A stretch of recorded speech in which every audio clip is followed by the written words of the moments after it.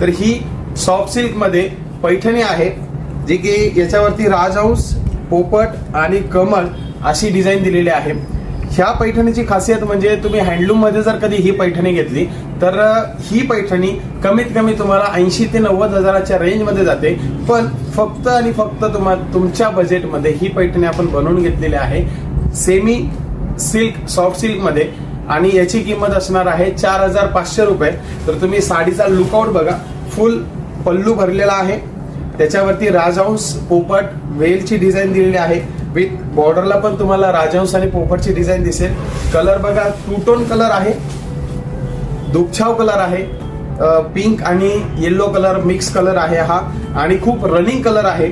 4500 रुपयाची ही पैठणी आहे. सोबतच त्याला ब्लाउज पीस जर कधी बघितला तर ब्रॉकेटचा ब्लाउज पीस येईल. Blouse piece